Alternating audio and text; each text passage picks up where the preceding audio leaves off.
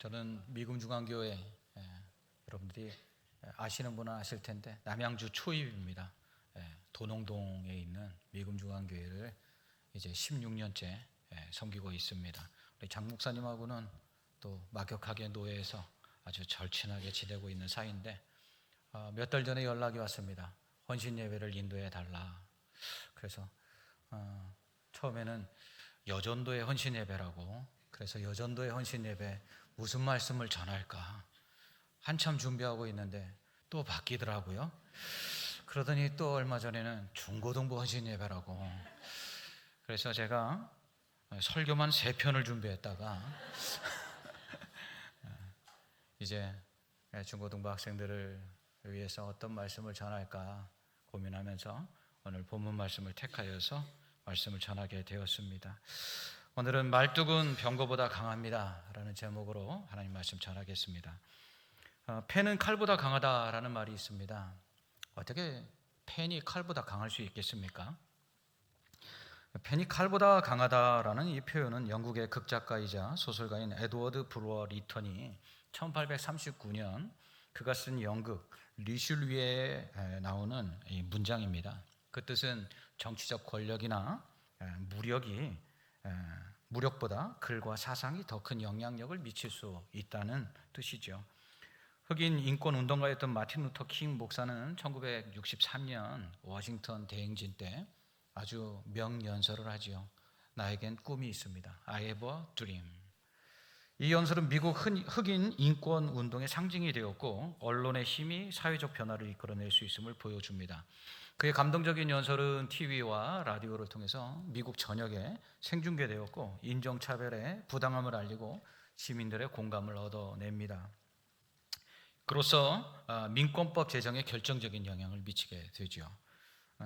그의 말 한마디가 강력한 메시지가 되어서 사회의 변화를 이끌어내는 힘을 발휘합니다. 나에게는 꿈이 있습니다. 나에게는 꿈이 있습니다. 언젠가는 이 나라가 일어나 모든 사람은 평등하게 태어났다는 진실의 강령대로 살아가는 날이 있을 것이라는 꿈이 있습니다. 나에게는 꿈이 있습니다. 언젠가는 조지아의 붉은 언덕 위에 옛 노예의 후손들과 옛 주인의 후손들이 형제의 식탁에 함께 둘러앉는 날이 오리라는 꿈이 있습니다. 나에게는 꿈이 있습니다. 저의 4명의 어린 자식들이 피부색이 아니라 인격에 따라 평가받는 나라에 살게 되는 날이 오리라는 꿈입니다. 지금 나에게는 꿈이 있습니다. 워싱턴 연설 후 2년이 지난 1965년 흑인들의 실질적인 투표권을 보장하는 투표권법이 시행이 됩니다. 이로써 인종차별적인 투표 관행이 금지되고 연방정부가 흑인의 투표권 행사를 정식으로 인정하고 감독하게 됩니다. 2002년 대한민국 월드컵 국가대표 감독이었던 히디크 감독이 했던 말 여러분들 기억나십니까? 꿈은 이루어진다. Dreams come true. 마틴 루터 킹 목사님의 꿈이 실현됩니다. 이처럼 마틴 루터 킹 목사님의 말은 그 철옹성 같던 백인 우월주의의 벽을 허물어 버립니다. 이처럼 입 밖으로 나오면 허공에 사라지는 것 같은 말이지만 그런 말이 그 어떤 힘보다 더 강할 수 있습니다. 그러므로 강하다고 다 이기는 것은 아닙니다. 약한 것이 때로는 더 강할 때가 있습니다. 인생은 성적순이 아니라는 말이 있습니다. 학교에서 1등이 사회에서도 1등은 아니라는 것이죠. 학교 다닐 때는 좀 모자란 것 같고 사회에 나가서 뭘 할 수 있을까 싶은 사람이 사회에 나가서는 학교에서 1등하는 사람보다 훨씬 더 잘할 수 있고 성공할 수 있다는 것이죠.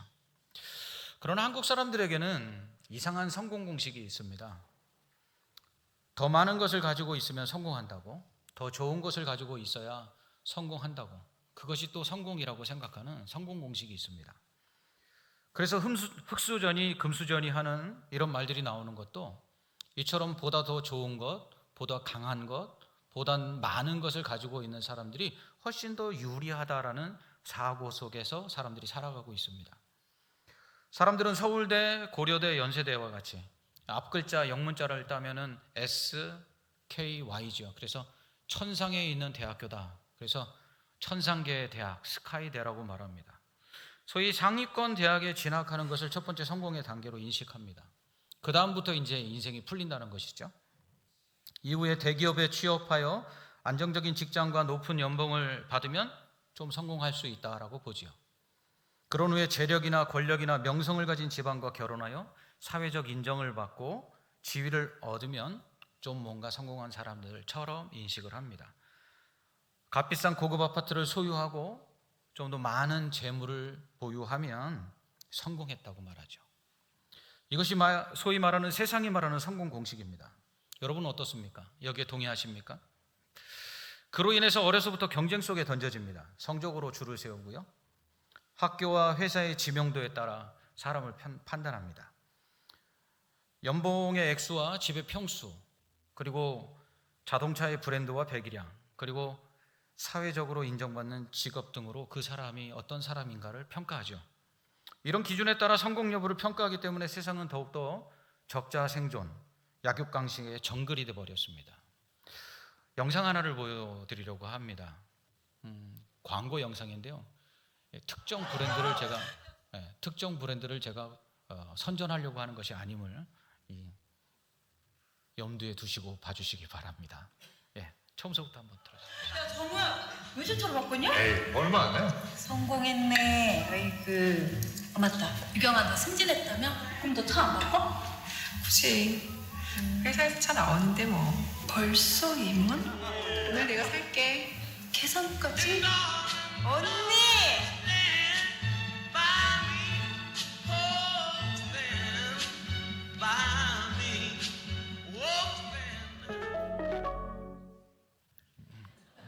재밌죠?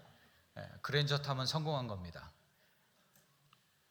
저는 오늘 여기에 올 때 그랜드 스타렉스를 타고 왔습니다. 성공에 대한 대답이 차일 수 있을까요? 사실 준비한 광고가 하나 더 있었는데요. 그건 2009년도 광고인데요. 친구가 어떻게 지내느냐고 물었다. 차로 대답했다. 그랜저. 좋은 차 타고 좋은 집 살면 성공한 것일까요? 이솝우화의 토끼와 거북이 이야기가 있습니다. 거북이보다 토끼가 훨씬 더 빠르죠? 누가 이기죠? 거북이가 이깁니다. 빠르다고 더 앞서가는 것 절대로 아닙니다. 인생이 그렇습니다. 내가 다른 사람보다 더 좋은 조건을 가지고 있고 능력을 가지고 있다고 해서 반드시 더 잘 되거나 성공하는 것은 결코 아닙니다. 오늘 사사기 4장과 5장은 그것을 우리에게 말씀하고 있습니다. 사사기의 시대적 배경은 모세를 통해 애굽에서 나온 이스라엘 백성이 약속의 땅 가나안을 이제 기업으로 차지해가는 때입니다. 이때에는 이스라엘의 왕이 없었고요. 사사가 다스렸습니다. 사사는 재판관입니다. 백성을 재판하는 일들을 하고 그리고 백성을 다스렸습니다. 또한 전쟁이 일어나면 군대를 이끌고 나가서 전쟁을 했습니다. 그러니까 사사는 통치자요, 재판관이요, 군 사령관의 역할을 담당했습니다. 사사기 5장에 나오는 사사는요, 드보라라는 이름을 가지고 있는데요, 여자입니다. 그녀는 라피도스의 아내로 선지자였습니다. 당시만 해도 이스라엘은요, 가부장적인 사회였죠. 남성 우월주의 사회였습니다. 이스라엘 백성이 땅을 기업으로 분배받을 때는 아들들에게도 대물림되고 상속되었습니다. 그리고 여자들 같은 경우 하나님께 내가 이걸 드리겠습니다. 내가 하나님께 이렇게 헌신하겠습니다. 서원을 하는 경우가 있는데 미혼인 딸이 서원을 했을 때 아버지가 취소하면 무효가 됩니다. 결혼한 아내가 하나님 앞에 서원을 했는데 남편이 그 서원을 허락하지 않으면 서원이 무효가 됩니다. 남성 본의사예요. 그런데 여자가 사사입니다. 이것만 봐도 당시의 성공 공식은 뭐죠? 남자로 태어나야 된다는 거죠. 그런데 드보라는 그것을 깨뜨렸습니다. 이렇게 드보라가 사사로 이스라엘을 다스리고 있던 때에 이스라엘이 범죄하니까 하나님께서 가나안 왕 야빈, 하솔 왕 야빈을 통해서 이스라엘을 학대하게 하십니다. 야빈 왕에게는 철병거 900대가 있었는데요. 당시 철병거는 오늘날로 말하면 탱크에 해당합니다. 그러니까 소총 쏘고 총 쏘고 있는데 탱크로 밀고 오면 어떻게 이기겠어요? 하소랑 야빈이 이제 철병거 900대를 앞세워 이스라엘을 20년 동안 무력으로 그렇게 압제하고 그리고 학대를 합니다. 그러자 이스라엘 백성이 하나님께 부르짖죠. 그러니까 하나님께서 응답하십니다. 그래서 사사 드보라에게 아비노함의 아들 바락에게 가서 이 가나안 왕 야빈의 군대와 그 군대를 몰고 온 시스라와 싸워 이겨라 이렇게 말씀하십니다. 싸우라고 하니까 사실은 바락은 전쟁을 해본 사람이거든요. 보니까 이길 수 있는 가능성이 희박해요. 두려워요. 그러니까 뭐라고 이야기하냐면 드보라에게 말합니다. 당신이 나와 함께 가면 내가 싸우러 가고요. 당신이 안 가면 나도 안 갑니다. 이 사내 대장부가 지금 여자 치맛자락 붙잡고 같이 가자고 떼를 쓰고 있는 것이에요. 이런 바락에게 드보라가 함께 가겠다고 말합니다. 그렇지만 하나님이 드보라를 통해서 이렇게 말씀하시죠. 전쟁은 승리할 것이지만 승리의 영광은 여인에게 돌아갈 것이다. 내가 시스라를 여인에게 팔 것이기 때문이다 라고 말합니다. 이제 그렇게 말한 후에 바락이 이 드보라와 함께 전쟁을 하기 위해서 이제 올라가게 되는데요. 이 소식을 들은 가나안 왕 야빈이 철병거 900대를 시스라에게 맡기고 이제 이스라엘과 전쟁을 하게 합니다. 이때 드보라가 바락에게 일어나라. 이는 여호와께서 시스라를 내 손에 넘겨주신 날이라. 여호와께서 내 앞서 나갈 것이라. 이렇게 말합니다. 전쟁의 승리는 하나님께 달려있는 줄 믿습니다. 하나님이 앞서가시면 누가 감히 이기겠습니까? 제가 어린 시절 지금도 키가 좀 작은데요. 뭐 그때 키나 지금이나 별반 차이가 없습니다. 동네에서 늘 아이들이 저보다 덩치 큰 아이들에게 밀렸어요. 근데 그런 날이면 제가 우리 사촌 형을 데리고 나갑니다. 그러면 저는 사촌 형 믿고 큰 소리 치는 것이죠. 그렇습니다. 오늘 대표 기도한 친구가 그렇게 기도했어요. 우리는 약합니다. 맞아요. 우리 약해요. 약한 우리가 어떻게 살아갈 수 있을까요? 오직 강한 하나님을 붙잡아야지만 살아갈 수 있는 것이에요. 하나님이 우리를 왜 약하게 하셨을까요? 그것은 하나님이 약하니까 고생하라고 하시는 것이 아니라 강하신 하나님을 붙잡도록 하시기 위함인 줄 믿습니다. 사실은 우리가 조금만 힘이 있어도 하나님 안 믿죠? 여러분 한 100억 있으면 하나님 믿을 것 같습니까? 한 1000억 있으면요. 여러분 우리가 힘이 있으면요 절대로 우리는 하나님을 믿지 않습니다. 우리가 하나님을 믿는 이유는 딱 하나예요. 우리가 약하기 때문에, 우리가 힘이 없어서, 우리가 할 수 없어서. 여러분 기도 왜 해요? 할 수 없어서 하는 겁니다. 그래서 어느 때 기도해요? 할 수 없을 때 기도합니다. 목사가 제일 걱정될 때가 있어요. 언제냐? 안 보이던 성도가 새벽에 나오는 거. 반드시 무슨 일이 있는 거예요. 그렇습니다. 우리는 그렇게 약해요. 그런데 오늘 드보라가 말합니다. 하나님이 앞서가신다고요. 이스라엘이 가나안 땅을 향해서 광야를 걸어갈 때, 광야를 지나갈 때 하나님이 구름 기둥과 불 기둥으로 그들을 앞서서 가셨죠. 그렇습니다. 이 전쟁터와 같이 어떤 일이 언제 일어날지 모르는 우리의 삶 속에서 우리가 살아갈 수 있는 것은 바로 하나님을 의지하기 때문인 줄 믿습니다. 이렇게 수적인 열세, 무기의 열세 속에서도 하나님을 믿고 1만 명의 군대로 이제 철병거 900대를 몰고 온 시스라와 이 바락이 싸우는데 어떻게 되죠? 이기게 됩니다. 그러자 시스라가 철병거 900대 믿고 왔다가 결국 도망칠 때는 철병거를 버리고 도망칩니다. 철병거가 도망치는데 아무런 도움이 안 되는 것이죠.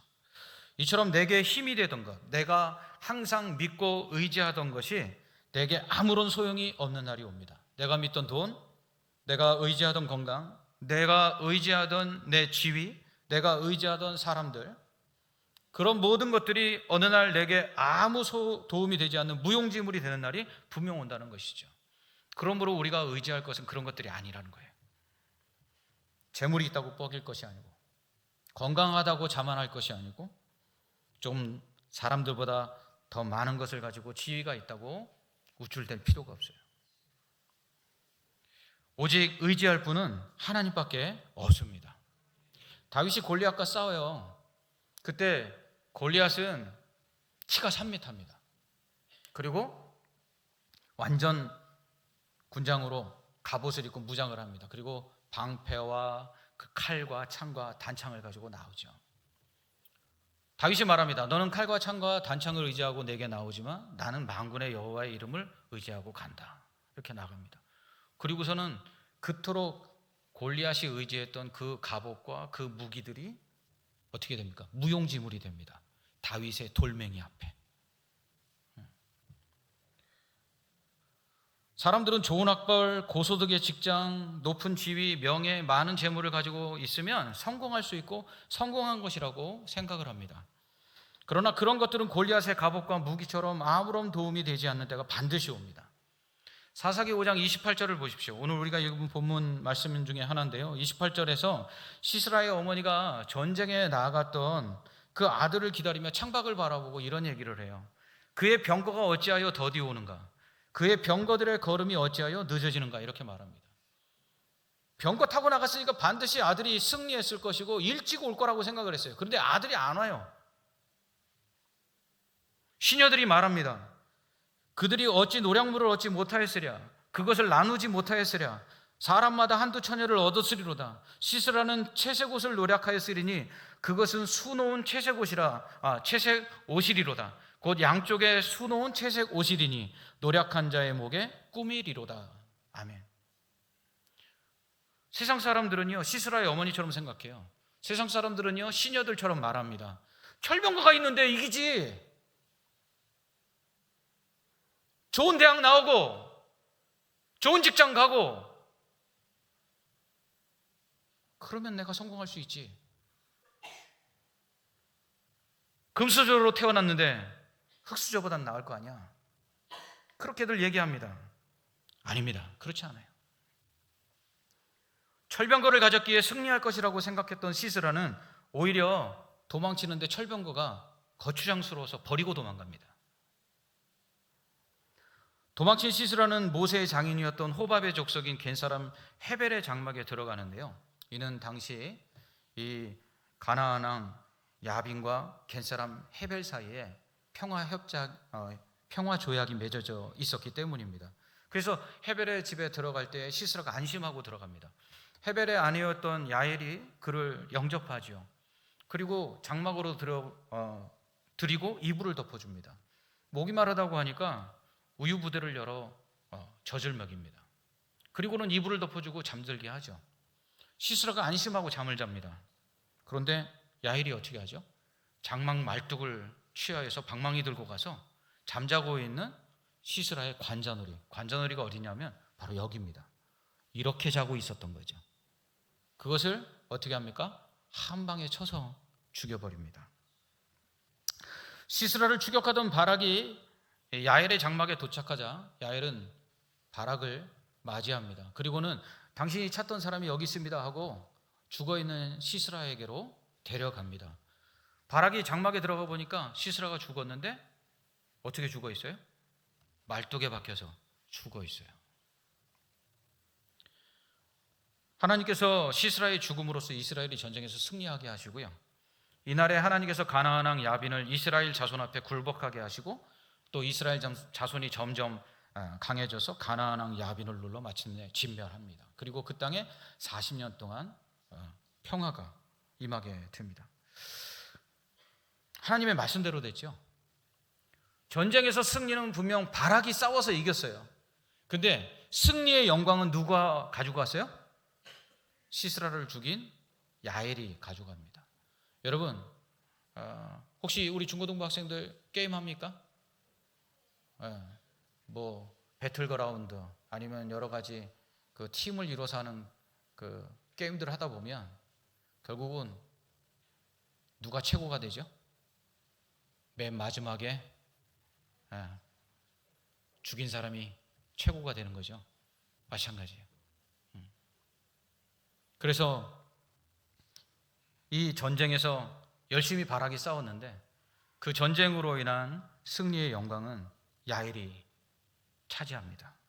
하나님께서 말씀하셨죠. 내가 가는 길에서는 영광을 얻지 못하리니 이는 여호와께서 시스라를 여인의 손에 파실 것임이라. 하나님 말씀하신 대로 됩니다. 하소랑 야빈과의 전쟁은 여자 사사 드보라로 시작해서요 주부 야엘로 끝납니다. 이 전쟁의 공식은 원래 뭐죠? 남자들이 전쟁에 나가서 무기들 들고 싸워 승리하는 게 전쟁의 공식이에요. 그런데 이 전쟁만은 여자 사사 드보라가 하나님께 말씀 듣고, 그리고 그 전쟁의 마지막 마침표가 가정주부 야엘로 끝납니다. 너무 재밌지 않아요? 저는 이런 말씀들 이렇게 묵상할 때마다 희열을 느낍니다. 그렇습니다. 당시의 성공 공식과 다른 성공 공식이 적용이 됩니다. 오늘 야엘이 시스라를 죽였지만 1대1로 싸우면 시스라를 어떻게 이기겠어요? 철병거를 가지고 있고 야엘의 손에는 기껏해야 말뚝과 방망이밖에 없는데 1대1로 붙으면 절대로 이길 수 없었어요. 그런데 그런 전쟁에서 누가 이기죠? 철병거가 아니라 말뚝이 이깁니다. 오늘 이 말씀은 우리에게 다음과 같은 교훈을 주는데요. 첫째로, 우리의 신분이나 우리가 있는 장소나 환경에 상관없이 승리의 영광을 얻을 기회가 우리에게 찾아온다는 것입니다. 바락은 시스라를 이기기 위해서 전쟁터에 나가 싸웠지만 야엘은 집에 있었어요. 바락은 군대를 이끌고 나가 시스라와 싸웠지만 야엘은 집에서 장막을 치고 또 젖을 짜고 있었습니다. 그런데 정작 시스라를 죽인 것은 바락이 아니에요. 누구죠? 집에 있었던 야엘입니다. 왜 그렇죠? 시스라가 제 발로 찾아왔으니까요. 그래서 승리의 영광이 야엘에게로 돌아갑니다. 이 전쟁에서 진정한 승자는요 야엘이었습니다. 우리는 바락처럼 승리와 성공을 위한 싸움을 싸우고 있습니다. 우리 학생들 공부하는 이유가 뭐죠? 좀 잘 돼 보려고 공부하는 거잖아요. 그렇죠? 오늘 또 헌신 예배 드린다고 교복들 입고 오고 너무 이뻐요. 너무 이뻐요. 교복 안 입고 오고 싶었죠? 사실은 오늘 설교하러 오면서 제 걱정이 뭐냐면, 저는 여러분들한테 꼰대인데 이 꼰대 아저씨가 여러분한테 하는 말이 얼마나 여러분들에게 도움이 될까 하는 걱정이 좀 있었어요. 하지만 하나님의 말씀은 누가 전하든지 그 말씀을 받는 자에게 반드시 큰 은혜가 있을 줄 믿습니다. 그래요. 우리는 바락처럼 승리와 성공을 위해 싸움을 싸우고 있습니다. 승리와 성공을 위해 우리는 기회를 찾아다니죠. 그런데 야엘은 기회가 찾아옵니다. 바락은 전쟁터로 나가서 승리를 위해 싸웠다면 야엘은 집에 있었는데 승리의 기회와 영광의 기회가 그녀에게 찾아옵니다. 사람들은 말합니다. 사람은 서울로 보내고 말은 제주도로 보내라고. 세상은 성공하기 위해서는 어디에 사느냐가 중요하다고 말합니다. 맹모 삼천지교. 맹자의 어머니가 아들 잘 되라고 3번 이사하지 않습니까? 성공하려면 서울에서도 강북보다는 강남이 낫다고 말들을 합니다. 예수님 시대도 마찬가지예요. 예수님이 나사렛 출신이라 말하니까 뭐라고 얘기합니까? 야, 나사렛에서 무슨 선한 것이 날 수 있어. 혹시 청평에 살고 있는 내게 성공의 기회가 찾아올 수 있을까? 이런 생각하는 분들 계십니까? 나는 출신 학교도 좀 그래서, 나는 내세울 만한 직장이 없어서, 나는 부모가 가진 재산이 없어서 성공하기가 힘들다, 이런 마음이 있는 분들 계십니까? 그러나 시스라를 죽임으로 승리의 영광을 얻은 것은 전쟁터가 아니라 집 안이었습니다. 장막에 거하는 야엘이 승리의 영광을 얻습니다. 우리가 어디에 있든지, 우리가 누구이든지, 우리가 무엇을 가지고 있든지 사실 그것은 중요하지 않습니다. 장인은 도구를 탓하지 않는다 그랬습니다. 하나님께서 우리를 쓰실 때 하나님께서는 우리의 능력이 필요해서 쓰시는 게 아니거든요. 전능하신 하나님이 우리의 능력이 필요해서 우리를 쓰신다고 착각하면 안 됩니다. 만약에 하나님께서 아니, 능력 있는 사람을 쓰신다면 다 서울대 출신, 하버드 출신 그런 사람들 쓰시지 않겠습니까? 하나님은 말씀으로도 세상을 만들 수 있는데 굳이 연약한 인간의 능력이 필요할까요? 그렇지 않습니다. 그러므로 염려할 필요가 없어요.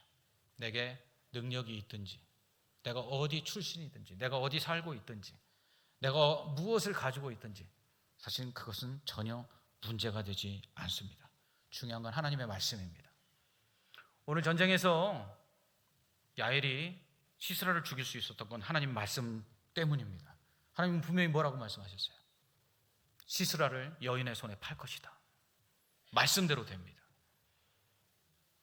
야엘이 골리앗처럼 신장이 크고 정말 그녀가 전쟁에서 수많은 승리의 경험을 가지고 있고 그리고 그녀의 손에 엄청난 강력한 무기가 들려 있었기 때문에 시스라를 죽일 수 있었던 것이 아니에요. 하나님의 말씀이 그렇게 될 것이라고 했기 때문에 그렇습니다. 그러므로 중요한 것은요, 말씀을 믿는 것입니다. 여러분, 우리에게 하나님 뭐라고 말씀하십니까? 아무것도 걱정하지 마라. 내가 너와 함께하리라. 너는 내게 부르짖으라. 내가 내게 응답하겠다. 내가 너를 도와주리라. 내가 너를 굳세게 하리라. 내 의로운 오른손으로 너를 붙들리라. 말씀하셨잖아요. 우리가 이 전쟁터와 같은 세상을 나가서 싸울 수 있는 것은 그 말씀을 붙잡고 나아갈 수 있기 때문에 우리는 전쟁터와 같은 이 세상을 우리가 당당히 싸우며 나아갈 수 있는 것입니다. 하나님의 말씀이 중요해요. 그리고 그 말씀은 반드시 그대로 이루어지는 줄 믿습니다. 여러분들 왜 주일날마다 와서 예배를 드릴 때마다 졸려 죽겠는데 왜 이렇게 설교가 긴지, 오늘 설교를 준비하면서 좀 걱정했던 건 뭐냐면 설교가 줄어들지를 않더라고요. 아무리 줄이려고 했어도 줄지를 않더라고요. 그래서 하나님께 기도했습니다. 하나님, 줄일 재능은 없는데 그러면 하나님이 재미있게라도 하십시오. 하나님, 듣는 자들에게 이 말씀이 은혜가 되게 해주십시오 하고 기도했습니다. 말씀이에요. 말씀이 제일 중요해요. 여러분, 그래서 예배 시간에 졸지 말아요. 말씀 잘 들어야 돼요. 여러분, 말씀 잘 읽어야 돼요. 말씀은요, 붙잡는 자에게 능력이 되는 줄 믿습니다. 두 번째로, 다른 사람과 비교하지 말고 감사할 때 승리와 영광의 기회가 찾아옵니다. 다른 사람들은 왜 더 좋은 환경에서 태어나서 저렇게 잘 나가는데 왜 나는 그렇지 못할까? 다른 사람들은 부모 잘 만나서 저렇게 어렵지 않고 힘들지 않게 사는데 왜 나는 이렇게 힘들게 살까? 여러분, 그런 생각들 가지지 마십시오. 남들은 다 금수저 같은데 나는 왜 흙수저일까? 이런 생각들 하지 마십시오. 남들과 비교하고 그래서 낙심하지 마시고요, 오직 하나님만 붙으시기 바랍니다. 요즘은 인스타나 또 페이스북과 같은 SNS에 올라오는 다른 사람들의 사진을 보면서, 영상을 보면서 비교하죠. 남들 저렇게 여행 가는데, 남들 저렇게 잘 나가는데 나는 뭘까? 그래서 사람들이 상대적으로 비교의식 속에서 낙심하고 그리고 빈곤감을 느낀다고 합니다. 여러분, 다른 사람과 비교하고요, 원망하지 마십시오. 비교하게 되면요, 자꾸 원망합니다. 비교하면요, 이상하게 나보다 못한 사람하고 비교가 안 돼요. 나보다 잘하는 사람하고 비교합니다. 여러분, 중고등부 학생들 꼴찌하고 비교합니까, 여러분들? 꼴찌하고 비교 안 하죠. 나보다 공부 잘하는 애하고 비교하죠. 그러니까 자꾸 나는 아닌 것 같이 생각이 되죠.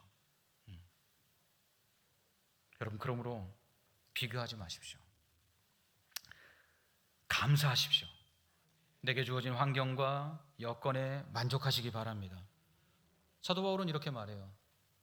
내가 비천에도 처하고 풍부에도 처하고 배고픔에도 처하고 또 배부름에도 처하고 내가 가난함에도 처하고 부유함에도 처하는데 일체에 만족하는 비결을 얻었다. 뭐죠? 내게 능력 주시는 자 안에서 내가 모든 것을 할 수 있느니라. 사람들은 자꾸 비교하면서 뭐라고 생각하냐면 내게 없는 것 때문에 내가 안 된다고 생각을 해요. 다른 사람은 가지고 있는데 내가 그 사람들처럼 가지고 있지 않은 것 때문에 내가 안 된다고 생각해요. 근데 우리에겐 누가 계세요? 전능하신 하나님이 계시잖아요. 나는 내 하나님이라 말씀하시잖아요. 대한민국이요, 세계에서 6번째로 잘 사는 나라입니다. 최근 한국은행에서 발표했는데요, 1인당 국민 총소득, 그러니까 나라가 전체 뭐 얼마나 많은 그 부를 만들어내고 생산해내느냐 하는 GDP 이런 거 말고요, 국민 총생산 이런 거 말고 개개인 한 사람 한 사람이 얼마나 소득을 갖는가, 실제적으로 한 사람이 얼마나 많은 돈을 가지고 있는가, 이것을 조사해 보니까 세계 6위래요. 일본을 제꼈습니다. 놀라지도 않아요. 한국 사람들의 특이 뭐예요? 한국이 잘하고 있다 그러면 그 인정을 안 해요. 예. 우리 6번째로 잘 살아요. 근데 행복한가요? 유엔 산하 자문기관인 지속가능 발전 해법 네트워크, 이름도 참 어려워요. 매년 발표하는 게 있어요. 여러분들이 알고 있는 세계 행복 보고서. 이 세계 행복 보고서에 2025년도 한국은요 58위에 있습니다. 세계에서 6번째로 잘 사는데 행복하기는 143개국 중에 58위에 있어요. 작년에 52위 했는데 6계단 하락했어요. 더 잘 사는데 사람들은 행복하지 않아요. 왜 그럴까요? 비교하니까요. 감사하지 않으니까요. 자기보다 힘들고 어려운 사람보다 자기보다 훨씬 더 잘 사는 사람들, 그렇게 보일 뿐이죠. 실제적으로 뭐 여러분들 SNS 보면 그 사람들이 올렸는데 매일같이 그런 거 먹겠습니까? 매일같이 그렇게 좋은 데 가겠어요? 그래 보이는데 우리는 착각하죠. 그들은 우리보다 훨씬 더 나은 삶을 살고 있을 것이라고. 그러면서 비교합니다. 그러면서 박탈감, 빈곤감, 열등의식 이런 것들로 좌절하죠. 여러분, 승리와 성공의 기회는 자신과 남을 비교하지 않고 현재 자신의 상황에 만족하며 감사하는 자에게 찾아옵니다. 사무엘 선지자가요, 2세의 아들들 중에 기름을 부어 이스라엘의 왕을 삼으려고 이세의 집에 갑니다. 이세에게 말해요. 아들들 다 데려와라. 아들들을 다 데려오질 않아요. 막내 아들 다윗은 어떻게 합니까? 양쳐요. 아버지에게 다윗은 아들도 아니에요. 뭐예요? 종과 같아요. 그리고 큰아들, 둘째 아들, 셋째 아들이 전쟁터에 나가자 전쟁터에 나간 이 아들들의 안부가 궁금해서 누구를 보내요? 막내 아들을 보내요. 다윗이, 동생이 지금 전쟁터에 있는 형들의 안부를 물으려고 그 전쟁터에 왔는데 형들이 뭐라고 그래요? 야, 여기 왜 왔어? 이 위험한 데를. 아니죠. 야, 아버지의 양떼는 어디다 두고 여기 왔어? 뭐예요? 아버지에게는 아들도 아니고 형들에게는 동생도 아니었어요.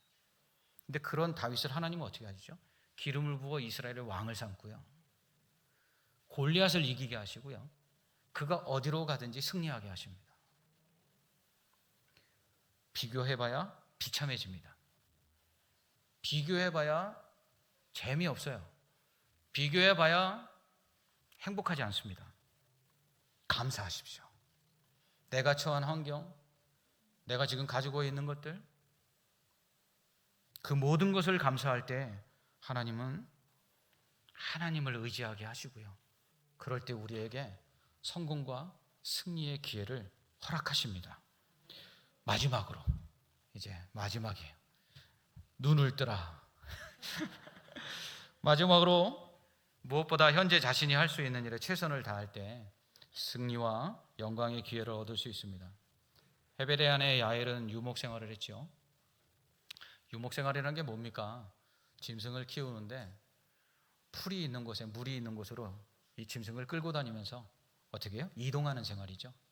그러다 보니까 집이 천막으로 되어 있습니다. 당시 유목 생활을 할 때 이 천막을 치고 거두는 일은 여자의 몫이었어요. 그러니까 야엘은 유목 생활 중에 이동할 때마다 장막을 치고 장막을 거두고 하는 일들을 열심히 했어요. 어떤 날은 하기도 싫었겠죠. 어떤 날은 말뚝을 박으면서 에이휴 내 신세야 하고 박았을 수도 있습니다. 근데 아무튼지 열심히 했어요. 그랬더니 그게 기술이 됐어요. 그게 능력이 됐어요. 시스라 죽이는데 말뚝으로 몇 번 쳐서 죽여요? 한 번만 쳐요. 2번 칠 것도 없어요. 왜요? 눈 감고도 할 수 있어요. 에이? 우리는 때로는 우리가 하는 일들이 무슨 소용이 있을까 이런 생각이 들 때가 있어요. 헛된 일을 하고 있는 것처럼 생각될 때가 있어요. 내가 있는 곳이 답답할 때가 있어요. 내가 하는 일들이 깜깜해 보일 때가 있어요. 열심히 공부하지만 과연 내 인생에 빛이 있을까? 이런 생각이 들 수 있어요. 그런데 열심히 하세요. 저는 대학과 대학원을 다닐 때 영어를 번역해서 학비를 벌어서 다녔어요. 그런데 사실 저는 고등학교 때까지 영포 수포자였어요. 대학교 들어가서 각성을 했어요. 이렇게 살면 내 인생이 안 되겠다. 그래서 그때부터 영어를 열심히 공부했어요. 1년 동안에 33,000 단어가 있는 단어집을 5번을 봤어요. 토플 책을 2번을 봤어요. 영문 독해책을 3번을 봤어요. 1년 동안 했어요. 그랬더니 눈이 떠지더라고요. 근데 영어를 책으로 배워서 말이 안 돼요. 하지만 그것들이 제 인생에 얼마나 많은 도움이 됐는지 몰라요. 내가 하는 일들이 사실은 장래를 보장해 줄 것 같지 않을 때가 있어요. 내가 여기서 계속 이러고 있으면 내 인생이 쪼그라들 것 같은 때가 있어요. 그러나 맡겨진 일에, 작은 일에 최선을 다하십시오. 그럴 때 승리의 기회, 영광의 기회, 성공의 기회가 반드시 찾아옵니다. 그때 평소에 최선을 다했던 그 일들이 우리의 실력이 되고 능력이 될 줄 믿습니다.